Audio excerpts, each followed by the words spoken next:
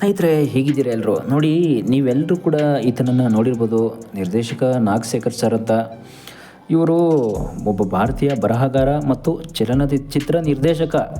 ಇಲ್ಲ ಅಂತಲ್ಲ, ನೋಡಿ, ನಟ ಮತ್ತು ನಿರ್ಮಾಪಕ ಮತ್ತು ಮುಖ್ಯವಾಗಿ ಹೇಳಬೇಕು ಅಂತಂದರೆ ನಮ್ಮ ಕನ್ನಡ ಚಿತ್ರರಂಗದಲ್ಲಿ ಕೂಡ ತುಂಬ ಕೆಲಸ ಮಾಡಿದ್ದಾರೆ. ತುಂಬ ನೋಡಿ, 2007ರಲ್ಲಿ ನಿನಗಾಗಿ ಅನ್ನೋ ಒಂದು ಚಿತ್ರದಲ್ಲಿ ಅಥವಾ ನಾಯಕ ನಟ ಅಂತಲ್ಲ, ಒಬ್ಬ ಆ್ಯಕ್ಟರ್, ಸೈಡ್ ಆ್ಯಕ್ಟ್ರಾಗಿ ಅಭಿನಯಿಸಿರ್ತಾರೆ. ನಟನಾಗಿ ಅಭಿನಯಿಸೋಂಗೆ ಅಲ್ಲಿಂದ ಸ್ಟಾರ್ಟ್ ಆದಮೇಲೆ ಅವರ ಜರ್ನಿ ನೋಡಿ, ಅವರ ವೃತ್ತಿ ಜೀವನ ಸಿನಿಮಾನೇ ಆಗೋಗುತ್ತೆ ನೆಕ್ಸ್ಟ್ ಮೇಲೆ. ನೋಡಿ, ಸಿನಿಮಾನೇ ಆಗಿ ನೆಕ್ಸ್ಟ್ 2008ರಲ್ಲಿ ಕೂಡ ಅರಮನೆ ಚಿತ್ರಕ್ಕೆ ಕೂಡ ನಿರ್ದೇಶನ ಮಾಡ್ತಾರೆ. ಅರಮನೆ ಚಿತ್ರ ಕೂಡ ನಿರ್ದೇಶನ ಆಗಿ 50ಕ್ಕೂ ಹೆಚ್ಚು ಚಿತ್ರಗಳಿಗೆ ಕೂಡ ಪೋಷಕ ಪಾತ್ರವನ್ನೇ ಮಾಡ್ತಾರೆ ಇವರು. ನೋಡಿ, ಸೇಮು ಓಂ ಪ್ರಕಾಶ್ ರಾವ್ ಯಾವ ಥರ ಮಾಡ್ತಾರೆ ಪಾತ್ರಗಳನ್ನ, ಇವರು ಅದೇ ಥರನೇ ಸೈಡ್ ಆ್ಯಕ್ಟ್ರಾಗಿ ಕೆಲಸ ಮಾಡಿ ನಿರ್ದೇಶಕರಾಗೂ ಕೆಲಸ ಮಾಡ್ತಾರೆ. ಕೆಲಸ ಮಾಡಿ ಮುಂದೆ 50ಕ್ಕೂ ಹೆಚ್ಚು ನಂತರ ಆದಮೇಲೆ ನೋಡಿ, ಸಂಜು ವೆಡ್ಸ್ ಗೀತಾ 2011ರಲ್ಲಿ ಮೈನಾ, ಸಂಜು ವೆಡ್ಸ್ ಗೀತಾ, ಮಾಸ್ತಿ ಗುಡಿ ಅನ್ನೋ ಒಂದು ಯಶಸ್ವಿ ಚಿತ್ರಗಳನ್ನು ಕೂಡ ನಿರ್ದೇಶನ ಮಾಡ್ತಾರೆ. ನೋಡಿ, ಸಂಜು ವೆಡ್ಸ್ ಗೀತಾ 2011ರಲ್ಲಿ ಎಷ್ಟು ಹಿಟ್ಟಾಗಿತ್ತು ಅಂದರೆ, ಬಿಗ್ ಹಿಟ್ ಅಂದರೆ ನಮ್ಮ ಕನ್ನಡ ಇಂಡಸ್ಟ್ರಿಯಲ್ಲಿ ತುಂಬ ಒಂದು ಹಿಸ್ಟ್ರಿಯನ್ನು ಕ್ರಿಯೇಟ್ ಮಾಡುವಂಥದ್ದೇ ಅಂತ ಅನ್ನೋದಕ್ಕಿಂತ ಸಾಂಗ್ಸಲ್ಲೇ ಹಿಟ್ಟಾಗೋಗಿತ್ತಂಥ ಒಂದು ಸಿನಿಮಾವನ್ನು ಕೊಟ್ಟಂಥ ನಿರ್ದೇಶಕರು ಇವತ್ತು ಬೀದಿಗೆ ಬಂದುಬಿಟ್ಟಿದ್ದಾರೆ ಅಂದರೆ ನೀವು ನಂಬ್ತೀರಾ? ನೋಡಿ, ಅವ್ರ ಹತ್ರ ಈಗ ಕಾರು ಮಾರ್ಕೊಂಡಿದ್ದಾರೆ. ಎಷ್ಟು 16 ಕೋಟಿ ಲಾಸ್ ಮಾಡ್ಕೊಂಡಿದ್ದಾರೆ ಸಿನಿಮಾಗೆ ಬಂದು. ನೋಡಿ, ಈತ ಬಂದು ನಿರ್ದೇಶಕ ನಾಗಶೇಖರ್ ಅವರು 16 ಕೋಟಿಗಿಂತ ಹೆಚ್ಚು ಲಾಸ್ ಮಾಡ್ಕೋತಾರೆ ಅಂದರೆ ಸಿನಿಮಾ ಇಂಡಸ್ಟ್ರಿಯಲ್ಲಿ. ನಮ್ಮ ಕನ್ನಡ ಸಿನಿಮಾ ಇಂಡಸ್ಟ್ರಿ ಯಾವ ಮಟ್ಟಕ್ಕೆ ಹೋಗ್ಬಿಟ್ಟಿದೆ ನೋಡಿ ಸ್ನೇಹಿತರೆ. ಇದಕ್ಕಿಂತ ನಿಮಗೆ ಇನ್ನೂ ಒಳ್ಳೆ ಮಾಹಿತಿ ಇನ್ನೆಲ್ಲೂ ಸಿಗಲ್ಲ ಅನಿಸುತ್ತೆ. ನೋಡಿ, ನಿಜವಾಗ್ಲೂ 16 ಕೋಟಿ ಕಳ್ಕೊಂಡು 3 ಕಾರ್ ಮಾರಿದ್ದಾರೆ ಅಂತಂದರೆ ನೀವು ಎಂಥ ಒಂದು ಪರಿಸ್ಥಿತಿಗೆ ಹೋಗ್ಬಿಟ್ಟಿದೆ ನಮ್ಮ ಸಿನಿಮಾ ಇಂಡಸ್ಟ್ರಿ. ನೋಡಿ, ನಮ್ಮ ಕನ್ನಡಿಗರು ಅಷ್ಟು ಸಪೋರ್ಟ್ ಮಾಡ್ತಾ ಇಲ್ಲ ಅಂತಲ್ಲ, ಸಿನಿಮಾವನ್ನು ಎಷ್ಟು ನೋಡ್ತಾ ಇದ್ದಾರೆ, ಇಲ್ಲ ಅಂತಲ್ಲ. ನೋಡಿ, ನಿರ್ದೇಶಕ ನಾಗಶೇಖರ್ ಅವರು ಕೂಡ ಹಿಂದೆ ಎಲ್ಲ ನೋಡಿ ಮಾಸ್ತಿ ಗುಡಿ ಅನ್ನೋ ಸಿನಿಮಾ ಕೂಡ ನಿರ್ದೇಶನ ಮಾಡಿದ್ದಾರೆ. ಅದರಲ್ಲೂ ಕೂಡ ಅಲ್ಲೂ ಕೂಡ ಕೇಸ್ ಆಗಿತ್ತು. ನಟ ಅನಿಲ್ ಉದಯ್ ಕೂಡ ಏನೋ ಸಾವಿಗೀಡಾಗಿದ್ದು, ಅದು ಏನೋ ಸೈಡ್ ಅದಂಗೆ ಆಗ್ಬಿಟ್ಟಿತ್ತು ಆ ಸಂದರ್ಭ. ಸರಿ ಹೋಗ್ತದು, ಏನು ಮಾಡೋಕ್ಕಾಗಲ್ಲ. 2017ರಲ್ಲಿ ಮಾಸ್ತಿ ಗುಡಿ ಕೂಡ ಹಿಟ್ಟಾಗಿತ್ತು. ನೋಡಿ, ನಂತರ ಗುರುತುಂಡ ಸೀತಾಕಲಂ ಅನ್ನೋ ಒಂದು 2022 ಚಿತ್ರ ಮತ್ತು ತೆಲುಗು ಚಿತ್ರನೂ ಕೂಡ ಹೋಗ್ತಾರೆ ಇವರು. ನೋಡಿ, ಎಲ್ಲೆಲ್ಲೂ ತೆಲುಗು ಚಿತ್ರ, ತಮಿಳು ಚಿತ್ರ ಕೂಡ ಮಾಡ್ಕೊಂಡು ಬಂದು, ಬಟ್ ಆದರೂ ಕೂಡ ನಮ್ಮ ಕನ್ನಡದಲ್ಲೂ ಕೂಡ ನಟನೆ ಮತ್ತು ನೋಡಿ ಮೇಯ್ನ್ ಅಂದರೆ ರಂಗ SSLC ಅನ್ನೋ ಒಂದು ಸಿನಿಮಾದಲ್ಲಿ ಸೈಡ್ ಆ್ಯಕ್ಟ್ರಾಗಿ ಇವರು ಪಾತ್ರ ಮಾಡಿರ್ತಾರೆ ಅನ್ನೋದೊಂದು ನೀವು ನೋಡಿರ್ತೀರ. ಸುದೀಪ್ ಸರ್ ಜೊತೆ ರಂಗ SSLC ಮಾತ್ರ ಅಲ್ಲ, ತುಂಬ ಒರಟ ಅನ್ನೋ ಪಿಕ್ಚರಲ್ಲಿ ತುಂಬ ಜನಗಳ ಪಿಕ್ಚರ್ ಹತ್ರ ಎಲ್ಲ ಮಾಡಿರ್ತಾರೆ ಇವರು. ತುಂಬ ಪಿಕ್ಚರ್ಗಳಲ್ಲಿ ಸೈಡ್ ಆ್ಯಕ್ಟ್ರಾಗಿ ಮಾಡಿರ್ತಾರೆ. ಮತ್ತು ಇವರ ಹುಟ್ಟೂರು ಬಂದು ಮಳವಳ್ಳಿ ಹತ್ರ, ಮಂಡ್ಯ ಜಿಲ್ಲೆಯ ಮಳವಳ್ಳಿ ಹತ್ರ. ಇವ್ರಿಗಾಗಲೇ ಒಂದು 45 ಇಯರ್ಸ್ ಆಗಿದೆ. ನೋಡಿ, ನಿರ್ದೇಶಕ, ನಟ ಮತ್ತು ಚಿತ್ರ ಬರಹಗಾರ. ಲಿರಿಕ್ಸ್ ಆಗ್ಬೋದು, ಒಂದು ಡೈಲಾಗ್ಸ್ ಬರ್ಕೊಡೋದಾಗ್ಬೋದು, ಏನೋ ಒಂದು ಕಥೆಯನ್ನು ಬರ್ಕೊಡೋದೇ ಆಗ್ಬೋದು, ಸ್ಟೋರಿನ. ಆ ರೀತಿ ಬರಹಗಾರ ಮತ್ತು ನಿರ್ದೇಶನ ಮಾಡಿದ್ದಾರೆ ಅಂತ ನಿಮ್ಗೆ ಮೊದಲೇ ಹೇಳಿದ್ದೆ. ನೋಡಿ, ಅದು ಅಲ್ಲದೆ ಕೂಡ ಸಕ್ರಿಯ ವರ್ಷಗಳು ಕೂಡ 2002ರಿಂದ ಈಗ ನೋಡಿ 2002ರಿಂದ ಇಲ್ಲಿವರೆಗೂ 2022ರವರೆಗೂ ತುಂಬ ಹಿಟ್ ಸಿನಿಮಾಗಳನ್ನು ಮಾಡಿದ್ದಾರೆ. ಅದರಲ್ಲೂ ತುಂಬ ಹಿಟ್ ಸಿನಿಮಾ ಅಂದರೆ ಸೈಮಾ ಅವಾರ್ಡ್ ಪ್ರಶಸ್ತಿ ಕೂಡ ಸಿಕ್ಕಿತ್ತು ಅದಕ್ಕೆ. ಯಾವುದಕ್ಕೆ ಅಂದರೆ ಸಂಜು ವೆಡ್ಸ್ ಗೀತಾ ಮೂವಿ ಕೂಡ ನೀವು ನೋಡಿರ್ತೀರ. ಕೆಲವರು ಮೂವಿ ನೋಡಿಲ್ದಾನೆ ಅಂದರೆ ಸಾಂಗ್ಸ್ ಕೂಡ ಕೇಳಿರ್ತೀರ.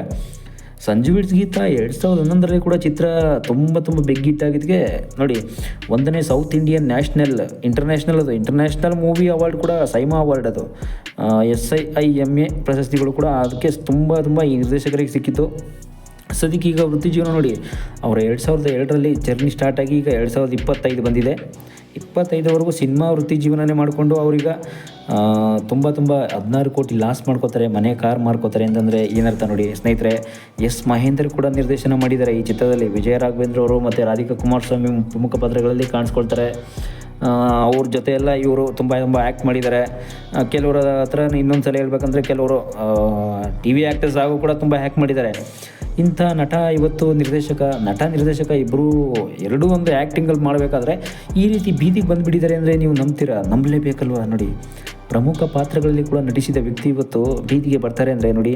ಇದರ ನಂತರ ಅದೇ ವರ್ಷ B. ಸುರೇಶ್ ಅವರ ಒಂದು ತಪೋರಿ ಚಿತ್ರ ಕೂಡ ಬಿಡುಗಡೆ ಆಗುತ್ತೆ.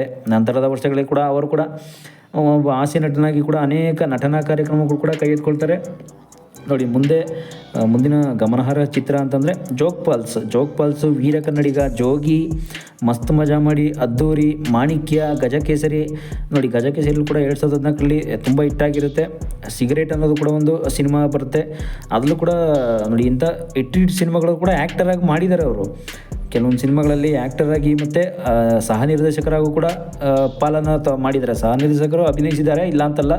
ನಿರ್ದೇಶಕನಾಗಿ ಅವರು 2008ರಲ್ಲಿ ಗಣೇಶ್ ಮತ್ತು ರೋಮಾ ಅಸ್ರಾಣಿ ಅವರು ನಡೆಸಿದ ಅರಮನೆ ಚಿತ್ರವನ್ನು ಮೊದಲನೇದಾಗಿ ಅವರು ನಿರ್ದೇಶನ ಮಾಡಿದ್ದು. ಆದರೆ ಇಂಥ ನಿರ್ದೇಶಕರಿಗೆ ಇಂಥ ಪರಿಸ್ಥಿತಿ ಬಂದಿದೆ ನೀವು ನಂಬ್ತೀರಾ ನೋಡಿ. ಒಬ್ಬ ನಿರ್ದೇಶಕ, ನಟ ಅಂತಂದರೆ ಸಿನಿಮಾ ಇಂಡಸ್ಟ್ರಿಯಲ್ಲಿ ಹೇಗೆಲ್ಲ ಇರ್ತಾರೆ ಅವರು ನೋಡಿ. ಅವರೆಲ್ಲ ನಾವು ಅನ್ಕೋತೀವಿ ರಾಯಲ್ ಆಗಿರ್ತಾರೆ, ಒಂದು ಕಾರು, ಒಂದು ಬಂಗ್ಲೆ, ಒಂದು ಕೋಟಿ ಬೆಲೆ ಬಾಳುವಂಥ ಬಂಗ್ಲೆ ಈಗ ಹಿಂಗಿದೆ ಅಂದಾಗ, ಇವಾಗ ಇವರು ಇಂಥ ಪರಿಸ್ಥಿತಿಗೆ ಬರ್ತಾರೆ ಅಂತಂದರೆ ನೀವು ನಂಬ್ತೀರಾ? ನಂಬಲೇಬೇಕು ನೋಡಿ. ಅವಾಗೆಲ್ಲ ನಾವು ದೊಡ್ಡ ಸಿನಿಮಾ, ಇಷ್ಟು ಸಿನಿಮಾ ಕೊಟ್ಟಿದ್ದಾಗಡೆ, ಇಷ್ಟು ಸಿನಿಮಾ ಅವೆಲ್ಲ ನಿಜಾನೇ, ಇಷ್ಟು ಸಿನಿಮಾ ಕೊಟ್ಟಿದ್ದಾರೆ ಅಂದ ತಕ್ಷಣ ಅವರೆಲ್ಲ ದೊಡ್ಡ ರಾಯಲ್ ಜೀವನ ನಡೆಸ್ತಾ ಇದ್ದಾರೆ ಅಂತಲ್ಲ. ಅವ್ರಿಗೂ ಕೂಡ ತುಂಬ ಬಡತನ ಇರುತ್ತೆ ಅನ್ನೋದು ಎಷ್ಟೋ ಜನ ಗೊತ್ತಿರಲ್ಲ ನೋಡಿ ಸ್ನೇಹಿತರೆ. ಅವರು ನಿಜವಾಗ್ಲೂ ಹೇಳ್ಬೇಕಂತಂದರೆ ಭಾರಿ ಯಶಸ್ಸನ್ನು ಕಂಡಿದ್ದಾರೆ ಮೊದಲು. ಆ ಕಂಡ ತಕ್ಷಣ ಮತ್ತೆ ಆಮೇಲೆ ಬಿದ್ದೋಗಿದ್ದಾರೆ ಅಷ್ಟೇ, ಬೇರೆ ಇನ್ನೇನಿಲ್ಲ ನೋಡಿ. ಯಶಸ್ಸನ್ನು ಕಂಡ ತಕ್ಷಣ ಚಲನಚಿತ್ರ ನಿರ್ದೇಶಕರಾಗ್ತಾರೆ, ನಿರ್ದೇಶಕರು ಆಗಿ ಯಶಸ್ಸನ್ನು ಕಾಣ್ತಾರೆ. 3 ಚಿತ್ರಗಳ ಚಿತ್ರಮಂದಿರಗಳಲ್ಲಿ 100 ದಿನ ಯಶಸ್ವಿ ಪ್ರದರ್ಶನ ಪೂರೈಸುತ್ತೆ ಅದು. ಆ ಚಿತ್ರ ಕೂಡ ಅಲ್ಲಿಂದ ನಿರ್ದೇಶನ ಸಂಭಾಷಣೆಗಾಗಿ ಹಲವಾರು ಪ್ರಶಸ್ತಿಗಳು ಕೂಡ ಗೆದ್ಕೊಂಡ್ಬರ್ತಾರೆ. ಅವರ 4ನೇ ನಿರ್ದೇಶನ 2017ರಲ್ಲಿ ಮಾಸ್ತಿಗುಡಿ, ಮತ್ತು ಇದರಲ್ಲಿ ದುನಿಯಾ ವಿಜಯರವರು ಒಂದು ಕಡೆ ತಿಪ್ಪಗೊಂಡನಲ್ಲಿ ಜಲಾಶಯ ನೋಡಿ. ತಿಪ್ಪಗೊಂಡನಲ್ಲಿ ಜಲಾಶಯದಲ್ಲಿ ನಿಮ್ಗೆಲ್ಲರೂ ಗೊತ್ತಿರ್ಬೋದು, ಒಂದು ಸಾಹಸ ದೃಶ್ಯಗಳನ್ನು ಅಂದರೆ ಫೈಟಿಂಗ್ ಮಾಡಬೇಕಾದ್ರೆ ಚಿತ್ರೀಕರಿಸುವಾಗ ಇಬ್ಬರು ನಟರ ಆಕಸ್ಮಿಕವಾಗಿ ಮರಣ ಹೊಂದ್ತಾರೆ. ಆ ಟೈಮಲ್ಲಿ ನೋಡಿ ಏನಾಗುತ್ತೆ ಅಂದರೆ, ಆ ಟೈಮಲ್ಲಿ ತಿಪ್ಪಗೊಂಡಲ್ಲಿ ನಟ ಅನಿಲ್ ಉದಯ್ ಅವರು ಮರಣ ಹೊಂದಿದ್ದಕ್ಕೆ ಇವರೇ ನಿರ್ದೇಶಕರೇ ಕಾರಣ ಅಂತ ಕೂಡ ತುಂಬ ಆ ಟೈಮಲ್ಲಿ ಪೊಲೀಸ್ ಕಂಪ್ಲೇಂಟ್ ಎಲ್ಲ ಆಗಿರುತ್ತೆ ನೋಡಿ. ತಿಪ್ಪಗೊಂಡನಹಳ್ಳಿ ಜಲಾಶಯ ಅಂತಂದರೆ ಅದೊಂದು ದೊಡ್ಡ ಕೆರೆ, ಇಲ್ಲಿ ತಾವರೆಕೆರೆಯಿಂದ ಮುಂದೆ ಸ್ವಲ್ಪ ಮಾಗಡಿ ರೋಡಲ್ಲಿ ಬರುತ್ತೆ, ಇಲ್ಲಿ ಬೆಂಗಳೂರಲ್ಲೇ ನೋಡಿ. ಈ ಚಿತ್ರವು ತುಂಬ ಇದಾಗುತ್ತೆ.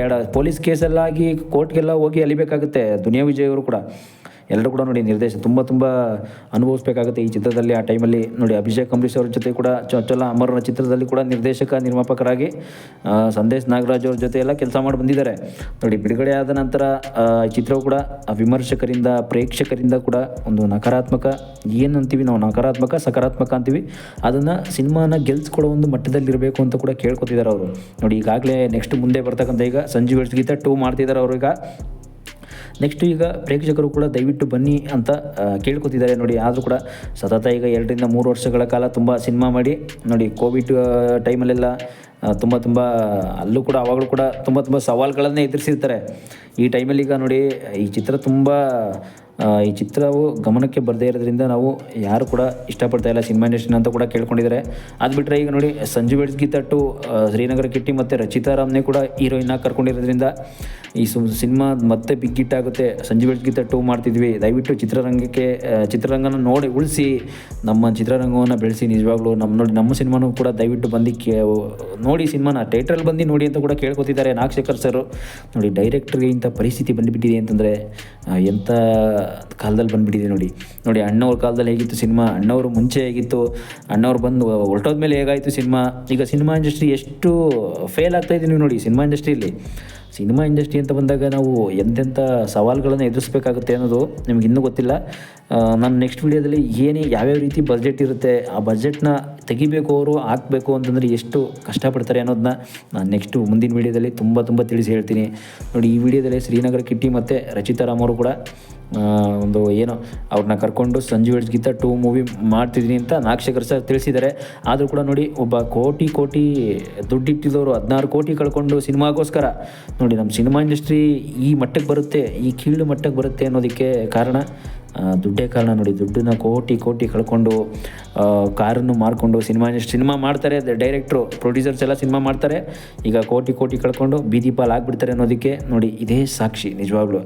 ಅದಕ್ಕೆ ಈಗ ಸಂಜು ವೆಡ್ಸ್ ಗೀತಾ ಮೂವಿ 2 ಮಾಡ್ತಿರೋದ್ರಿಂದ ಒಳ್ಳೆಯದಾಗಲಿ. Thank you.